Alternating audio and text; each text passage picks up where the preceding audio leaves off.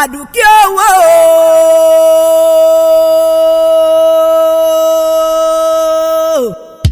ọmọlára ní akíkanjú àmọ́ lólóbí ọ̀lẹ̀ lè àwẹ̀dá mi lóhùn wọ ni ń ké sí adáradélẹ̀ bí egbin bẹ́ẹ̀ bá ti ra dùkẹ́ mọ́ kẹ́gẹ́gẹ́gẹ́ apá bẹ́ẹ̀ kórí àrẹwà lóbìnrin èyí fún jọ̀wọ́ èyí mẹ́nugún ìbàdí àrán ẹlẹ́sẹ̀ ó sùn orí àdùkẹ́ sunwọ̀n ó sunwọ̀n ó bá wùjọ gbogbo wa mú ọmọlára yìí tó pọ̀ rẹpẹtẹ àdùkẹ́ àjífẹ́ sọ́sà àgbèjì ara ayáde pàjù nílùú Ìbàdàn ni mò ń pọ́n léhùn ọmọ wọn ní tẹ̀lé amóye gẹ̀sọ̀ níjẹ̀bú àlàrẹ̀ ọmọ anáwó sì lè kẹ́yìn bó tó dé òkú ọdún. aládùúkẹ́ ń bọ̀ o gbogbo ọkùnrin yọjọ́ ọmọ lára dé gbogbo ọkùnrin yọjọ́ àmọ́ lẹ́gbẹ́ àmọ́ bí ọjọ́ máa wọlé ọmọ lọ́pẹ́. ìlú Ìjẹ̀bú lèmi ń lọ rè wẹ́ǹdẹ̀ mi lọ ṣe èmi fẹ́ lọ ká ládùúkẹ́ o ó dára yéye èdè Ìjẹ̀bú pẹ̀lú Gẹ̀ẹ́sì bí ààrẹ ní kí mi lẹ́yìn dédé wa mi sọ gírámà ó yá o. owó Ìjẹ̀bú ta sánsán ta sánsán ta sánsán kí lẹ pé Ìjẹ̀bú ṣe Ìjẹ̀bú lówó. aládùúkẹ́ mòdé pẹ̀lú àdùn ẹnu mi mo kórìn dé mo kọlù dé nítorí yèyé mi.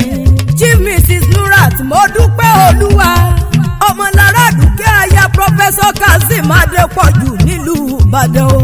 òkú ọdún òkú yèdún ọdún ayọ̀ ọdún dùnú ló mọ̀ báwọn ṣe láṣẹ lẹ́dùnmọ́rẹ́ ọba tó jẹ́ òrọ̀dún. Olúbùkọ́lá owó fìràn yè lónìí wọn mọ̀ ń kọ́rí òun. ó ní bá mi kí múlẹ̀ mi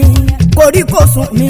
ọ̀làdùn bá rìn mọ́tòsí Nurat ń wó mọ́ kì í àdùkẹ́ ní wó mọ́ kì í ọmọlára ní wó mọ́ kì í èmi ò kó lóòsì èèyàn gbajúmọ̀ obìnrin mo dúpẹ́ olúwa tí sọjọ́bí lò ní oníramọ́ wà lójú. owó mama Wendy mama Zizat mama Sibiat mama Lia mama Dijat lágbàrò Olódùmarè ọba iṣu ọmọ jìnnà fọ́ jẹ́ ẹni ẹlẹ́ni ò nígbà ṣe rẹ̀ ṣe àdùkẹ́ o mo lọ́mọ sí àpárí ó sì mọ kàkínní kò ní ṣe ọ láéláé ọ̀rọ̀ gbogbo tí ń dùn ọ́ nínú ọlọ́run oníjọba ọ nínú jẹ́ ó ti sọdún ọdún nínú àwọjọ péjú ṣe tẹ̀mí sí òdìlé àwọn bàbá rẹ̀ ọmọ tèlé amóye gẹ̀sọ̀ níjẹ̀bú ọmọ pẹpẹ lórí ẹ̀gẹ́ ọmọ nìkan jẹ́rìn àbòdù ọmọ tìǹgòrí àgbàgbà gírì ọmọ erelu àbíyè ni wọ́n ń perí àwọn bàbá rẹ̀ ọmọ nípòpó àfọkùn tayò ọmọ adágún jàbí ìjà lọ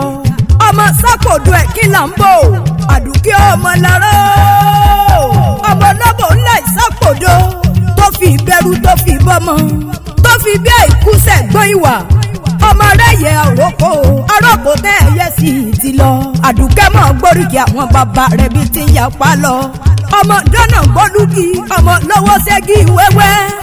ọmọ ẹlẹ́lẹ́sẹ̀ ti ẹ̀rí gbóríkò ọmọ bínú jọ́gìrì ẹgbẹ̀fà sọ́bẹ̀ ó ní kó lè jú kó jù ó láwọn ọmọ òye àjẹ́ o ọmọ onímùsìn àjínà ọmọ onímùsìn àná kò rú ọmọ ológun mú wọ̀rọ̀ ọmọ mẹ́ja bí ẹni mẹ́fọ̀ ọmọ kọrọwọ́ abẹ́tọ̀ ọmọ ẹja àrọ̀ pípẹ́kẹ́ ọmọ olùkọ́ bíi mẹ́sẹ̀ ọmọ àbáràhùn ẹkùn ọmọ kẹ́nu gbọ́kẹ́rù ọ̀bàrọ̀ ọ̀nà ọmọ mẹ́rì lẹ́yìn ẹ̀gí ọmọ ànágbọ́jọ́ òrò kó má wà torí tó bá wá òrò wá fi sẹ́nu kóló ọmọ balùfẹ́ ní náyé ọmọ lọ́wọ́ lẹ́kẹ̀yìn bó tó dé yìnbó dé lówó ọ̀hún pọ̀ sí nínú ilé bàbá rẹ̀ ní ó kárẹ̀ láyé jámọ̀ ìyàpàlọ́ ọkọ rẹ̀ lọ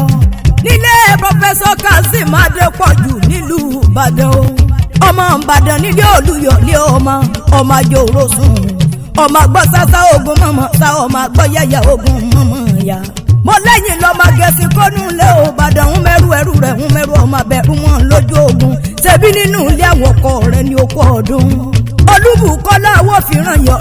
rẹ̀ múlẹ̀ rẹ̀ koríkòsùn rẹ̀ adùnbárìn mọ́tòsí olóríire ṣàpọ́nlé ọ̀rẹ́ òun